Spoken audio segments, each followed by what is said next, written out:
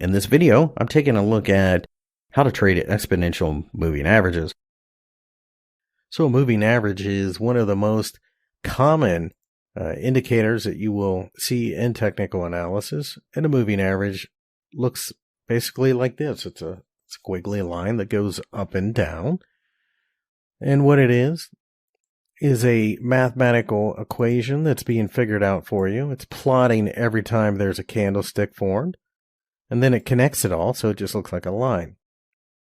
And the idea is it gives you the trend. It shows you if perhaps momentum's picking up, that type of thing. So in order to do this, you need to click on Indicators and Strategies. And you can type in EMA, which moving average exponential. I'm going to put 4 on the chart for the purposes of this video. I'm going to go ahead and click these eyeballs. And on this one, on the EMA, exponential moving average, 9 period based upon the close, I'm going to change the color to blue. And okay. And you can see that the moving average does in fact go up and down with the average price of the close of the candlestick. Obviously prices are rising here, so you would expect the 9 EMA to rise right along with it. You can also put other moving averages on. So for example, let's go to this next one. Click Settings. Change the color to red, make it a little bit more easy to see. Inputs will change to 20. So this would measure the last 20 candlesticks. It's a little slower, and therefore it gives you a little bit of a longer term outlook. Now, there are a multitude of ways to use moving averages. So, for example, notice that the 20 seems to be offering selling pressure, and then once the market breaks above it, it seems to be offering support. That's known as dynamic support and resistance, and you'll see it time and time again. The 20-day, in this case, moving average is one that a lot of people pay attention to. There's also a crossover system, and this is probably one of the oldest trading systems out there. And what happens is one of these moving averages will cross over the other.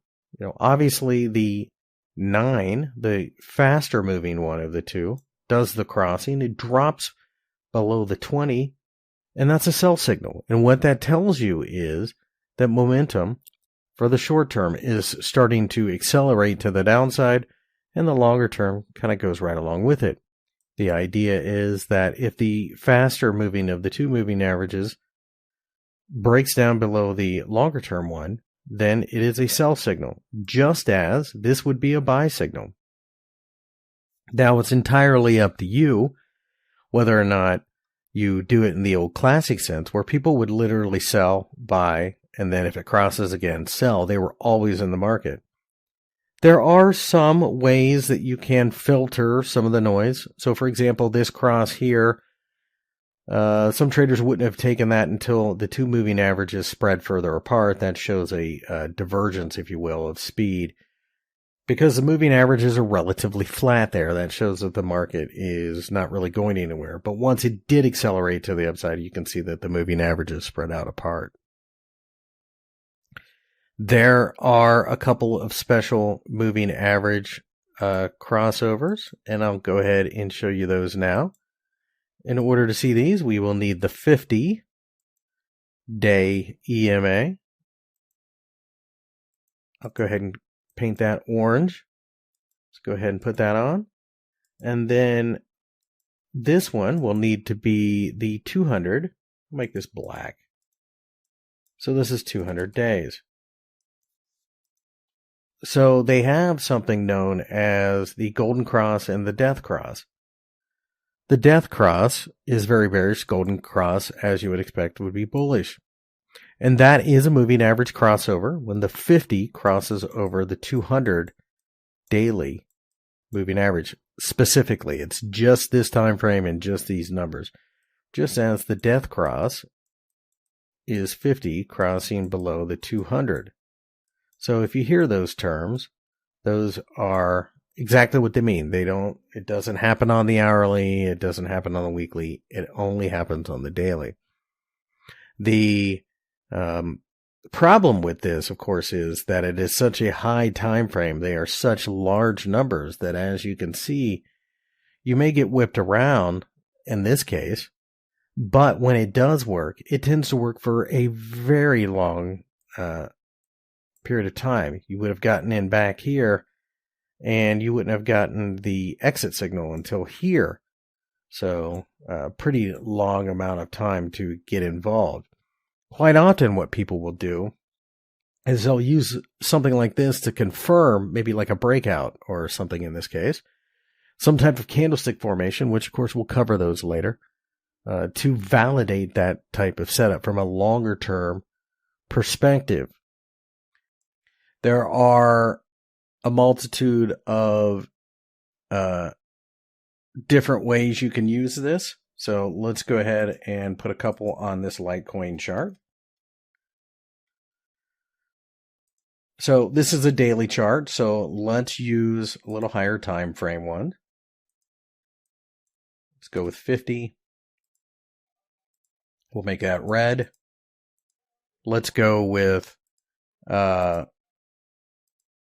black on the 200 on the daily. And this sets up an obvious up and down trend type of situation. You can see that we got a death cross there, and certainly that was a selling opportunity. Again, though, not a big fan of these, just simply because for the most part they don't work, to be honest with you. You get massive gains or you get stopped out with a loss. It's kind of nowhere in between. That being said, though, when you look at this, you can see that the 200-day EMA did offer a certain amount of resistance and then support. A lot of traders will simply only buy or sell depending on which side of the 200-day EMA price is. Or, in this case, we've had the golden cross, so that tells you that the 50-day EMA is letting you know that shorter term momentum is to the upside. So then you start to look for buying opportunities. An example might be to use, like a Fibonacci retracement. We've broken to the upside. We've come back to the 50-day EMA. Let's go ahead and put a fib there, and you can see it's right at the 50%. It's between the two moving averages. Price has been caught, and it extends its way higher. We break significantly below the 50-day EMA on this particular day. Could give you a little bit of a heads up as to time to get out. In the next video, we'll take a look at how to trade something called MACD, or moving average convergence divergence.